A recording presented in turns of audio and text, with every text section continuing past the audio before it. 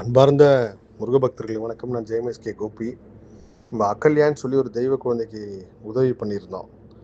அந்த காணொளி பதிவு வந்து 30 மில்லியன் பார்வைகளை கடந்து போகிறதுனால எனக்கு இன்ஸ்டாகிராம்லேருந்து நோட்டிஃபிகேஷன் வந்துச்சு. நான் பார்த்தேன். இது பார்த்தோன்னே நேற்று ஒரு 2 நாளைக்கு முன்னாடி ஒரு சம்பவம் நடந்தது. அமெரிக்காவில் முருகர் சம்மந்தமாக ஒரு கோவில் கட்டுறாங்க. அந்த கோவிலுக்கு என் மூலியமாவோ இல்லை நான் வந்து எதாவது உதவி பண்ணோம் அப்படின்னு சொல்லி எனக்கு வந்து கிட்டத்தட்ட ஒரு பக்தர்களுக்காக கொடுத்த வாட்ஸ்அப் நம்பர்லேயும் நிறைய மெசேஜ் வந்திருந்தது. அதுக்கப்புறம் அந்த கோவில் நிர்வாகிகள் வந்து எனக்கு இன்ஸ்டாகிராம்லேயும் மெசேஜ் பண்ணியிருந்தாங்க.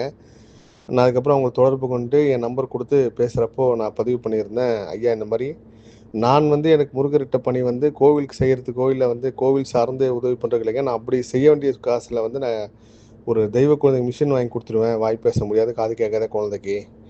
அப்படி தாங்க என்னோடய பணி நடந்துகிட்டு இருக்கு. கோவிலுக்கு செய்கிறதுக்கு இந்த உலகத்தில் எத்தனையோ பேர் படைக்கப்பட்டிருக்காங்க.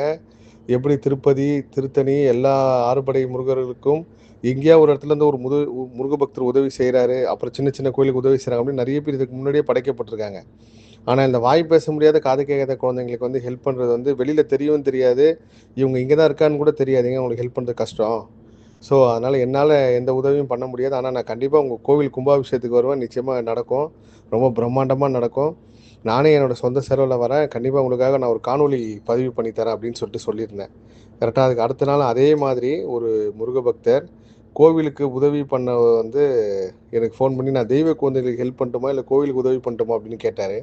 அப்போ நான் முருகர்கிட்ட எழுதி உத்தரவு கேட்குறப்போ ஒரு கோயிலுக்கு ஹெல்ப் பண்ணுங்கன்னு வந்துச்சு. நான் அதை பண்ணுங்கன்னு. ஸோ எல்லாராலையும் எல்லா காரியமும் செய்ய முடியாதுன்றது ஒரு பெரிய உதாரணம். சென்னையில் ஒரு தெய்வ குழந்தைகள் படிக்கிற பள்ளியில் வந்து சக்கரை வாங்கி கொடுக்கறதுக்கு வந்து ஒருத்தர் நான் சொல்லியிருந்தேன். இது கூட ஏன் உதாரணமாக சொல்கிறேன்னா, அந்த புண்ணியம் செய்கிறது, தர்மம் செய்கிறது எல்லாமே அந்தந்த நேரம் வரப்போ தான் நடக்குதுன்றது நான் கண்கூடாவே பார்க்குறேன்.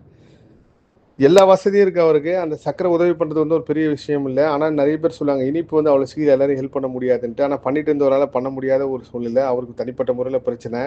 எனக்கு அந்த பள்ளி நிர்வாகத்துலேருந்து கேட்டவுடனே, இல்லை நானே பண்ணுறேன், திரும்ப இன்னொருத்தரும் நான் ரெக்கமெண்ட் பண்ணுறேன் அப்படின்னு. அப்போ தான் ஒன்று புரிஞ்சுக்கிட்டேன். எல்லா உதவியும் எல்லாராலையும் செய்ய முடியாது. அந்த நேரம் இருக்கிற வரைக்கும் நம்மளால் எல்லா நல்ல காரியமும் செய்ய முடியுது.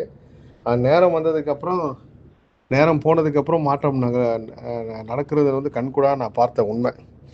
ஸோ இந்த அகல்யா குழந்தை கொடுத்ததுக்கப்புறம் நிறைய பேர் தன்னார்வமாகவே வந்து எல்லா இடத்துலையும் தெய்வ குழந்தை உதவி பண்ணுறதை வந்து பார்க்க முடிஞ்சுது. எனக்கும் நிறைய பேர் வந்து இந்த இடத்துக்கு சாப்பாடு கொடுத்தா, அந்த இடத்துக்கு சாப்பாடு கொடுத்து பதிவு பண்ணுறப்போ அவ்வளோ சந்தோஷமாக இருந்தது. சில விஷயங்கள் வந்து பெருமைப்படக்கூடாதுன்னு அடிக்கடி சொல்லுவாங்க. ஆனால் இந்த விஷயம் வந்து பெருமையும் தாண்டி ஒரு பெரிய அளவுக்கு ஒரு மாற்றத்தை சமுதாயத்தில் கொண்டு வந்திருக்கோம்.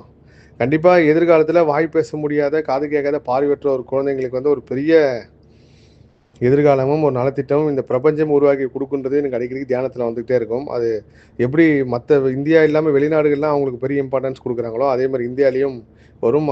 இன்னொரு முக்கியமான விஷயம் பதிவு பண்ணோம். ஆட்டிசம் குழந்தைங்க இருக்கிற பெற்றோர்களை வந்து தயவு செய்து ஒவ்வொரு நாளும் நீங்கள் வேதனை அடையாதீங்க, கவலைப்படாதீங்க. நம்மளுக்கு இது மாதிரி ஒரு குழந்தை பிறந்துச்சு அப்படி இப்படின்னு சொல்லி வருத்தப்படாதீங்கன்னா, நேற்றுலாம் ஒரு அம்மா வந்து ரொம்ப மனம் வந்து பேசியிருந்தாங்க. அது வருத்தமாக இருந்துச்சு. நீங்கள் மற்ற குழந்தைங்களோட உங்கள் குழந்தை தான் தெய்வ குழந்தை. மற்ற எல்லாருக்கும் குழந்தை தான் இருக்குது. உங்களுக்கு தான் தெய்வமே குழந்தையா பிறந்திருக்கு. அது நீங்கள் மனசார அக்செப்ட் பண்ணி வளருங்க. அவங்கள வளர்த்து நல்லபடியாக வைங்க. ஏன்னா நீங்கள் வருத்தப்பட்டு செய்கிறப்போ அது திரும்ப அதை அடுத்த பிறப்பிலும் தொடரும். நம்ம ஏதோ பெரிய பாவம் பண்ணிட்டோம், அதனால இப்படி குழந்தை பிறந்துச்சுன்ற ஒரு எண்ணம் மட்டும் தயவு செய்து வச்சுக்காதீங்க. கொடுப்பதும் முருகனே, கொடுக்க வைப்பதும் முருகனே. எல்லா புகழும் முருகனுக்கு. நன்றி.